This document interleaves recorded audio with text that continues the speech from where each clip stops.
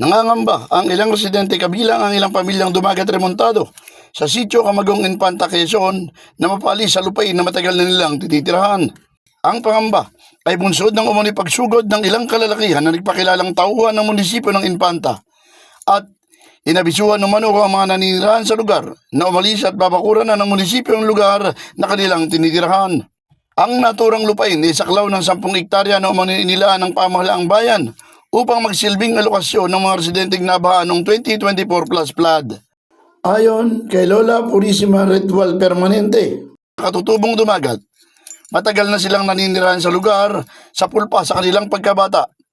Doon na rin sila nagkapamilya, nagkaapo, at masakit sa kanila na sila'y palalayasin sa lugar. Bago pa man umano, idineklara ng pamahalaang bayan ng Infanta ang 10 hectares na relocation area ay doon na sila nakatira. Po talaga sa po na nandyan, dyan na po kami lumaki, dyan na po kami hanggang sa ngayon po, tapos yan na po kami nagkaasawa, at dyan na rin po ako nag-inanak. Kami po dumagat. Dumagat na. Opo. Kaya kami po talagang lihitimo ng taga rito. Ay ako po talaga sabi ko, bakit ninyo kami sasawayin na ito na may amin? Sabi ko sa kanila. Ay sabi nila, yun daw ang ano daw ni, ayun daw naman sila inutusan lang at sila nga'y tauhan ni Mayor, ay sila napag-utusan lang. Ay sabi ko, kahit napag-utusan kayo ni Mayor, ay ito naman hindi kay Mayor at ito naman amin, ba't di namin gagawin? Ang nalalaman ko lang po, nababalitaan ko dyan, ay paalisin daw ang mga taga riyan. Ay ngayon po, sabi ko noon, bakit? Kaya si amin dinala, alam ko siyang kukup-kup din sa amin. Eh bakit ngayon, malalaman ko na papaalisin pala kami dun sa 10 hektar, ay kami nasa 10 hektar. Eh bakit kami lilipat pa nila kung saan? Ayon naman kay Len Mustasa Valdepeña, nakamulatan na niya na doon nakatirang kanyang lola at doon na siya lumaki. Bagamat ilang taon siyang umalis pero umuwi matapos mag-asawa at hanggang ngayon, ay doon sila nakatira at doon na rin sila naghahanap buhay. Dagdag pa na wala silang ibang lugar na mapupuntahan. Noon pa po lola ko pa po ang nag-ano 83 to 84 ang ano ng lola ko. Bali ako na may ilang taon pa yung sabi. Kasama niya ako dito. Gubatan pa ito. Wala pa itong mga bahay-bahay na yan. Ito iskinita pa lang yan. Daan-daan kami dyan ng truck na may kable. Ano po ako sa kamay nila. Nagtrabaho po ako. Hanggang sa nagkaasawa po ako doon. Tapos bumalik pa ako ulit dito. Ganun pa rin. Iskinita pa rin nung pagbalik ko. Iskinita pa rin ito. Mga lubak-lubak pa din. Hindi pa ganyang maganda ang daan. Puro limatik pa yung iba eh. Diyan na po kami, ano talaga, saan po naman kami, yung diyan na po talaga ang kinasanayan namin, area namin eh. Yan na po talaga alam namin amin. Maging si Aling Cordovit Diaz, na napadpad sa lugar noong 1985 at doon na rin nagkaanak at nagkaapo. At lahat ng klaseng hirap ay dinanas niya at ang kanyang pamilya.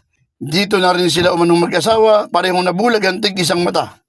At nababagabag sila sa sinasabing gagawing pagpapalis sa kanila. Ako po nang makarating dito ay 1985. Wala po itong kalsada. Ito po ay kabundukan. Ngayon po, dito na po ako nagkaanak, dito na rin nagkaroon ng maraming apo.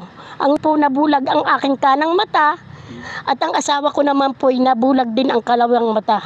Sa hirap po ng buhay. Kami po ay pagkakaingin. Kumakain po kami ng kamuti nung araw. Saging kamuti. Naglalakad po ako nung maghapon. 16 years old po ako nang ako'y makarating dito. Ako po ngayon ay 57 na. Kaya po kung sakali na yung pinaghirapan namin, naipundar namin, mapupunta sa iba, napakasakit to.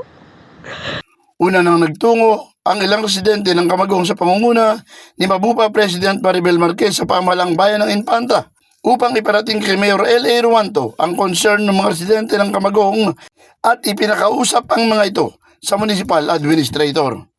Sa naturang pag-uusap, inilahad ng mga residente ang kanilang hinaing kay Administrator at sa ilan pang tauhan ng munisipyo.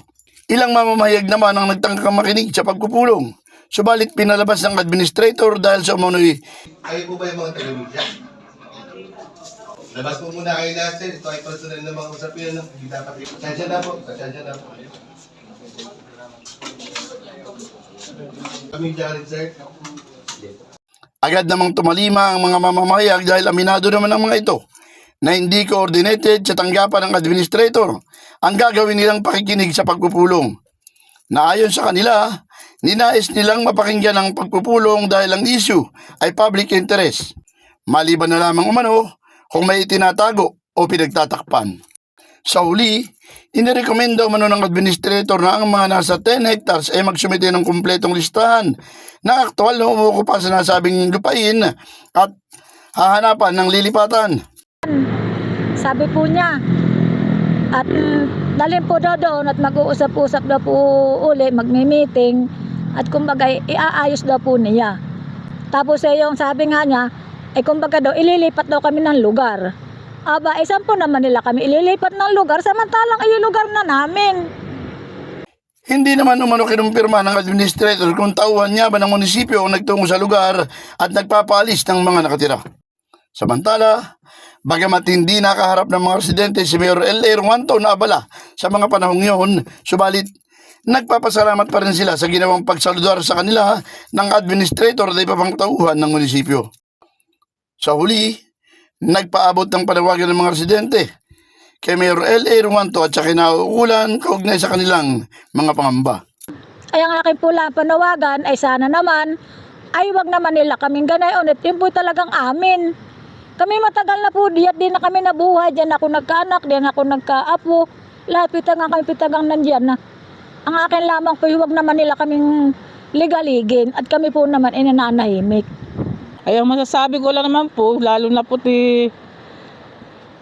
ninong ko pa ang nanunungkulan na mayor, ay di sana po maunawaan niya ang mga naninirahan sa nasasakupan ng 10 hectares na sana naman wag nang mangyari yung ililipat niya kami. Kasi diyan na po yung kinasanayan namin eh. Hihingiling ko naman po sana sa kay Mayor Ruanto. Sana kilala naman po niya ako eh. Nakikita niya po ako kahit nung konsyel pa siya. Sana naman po kaming lahat na nasa 10 hektar, huwag na po nilang alisin. Dahil sa napakalaki po ng hirap namin sa lugar na to. Felix Tambongko, The Observer News, DWRB 103.9 News FM. Ikaw ang una.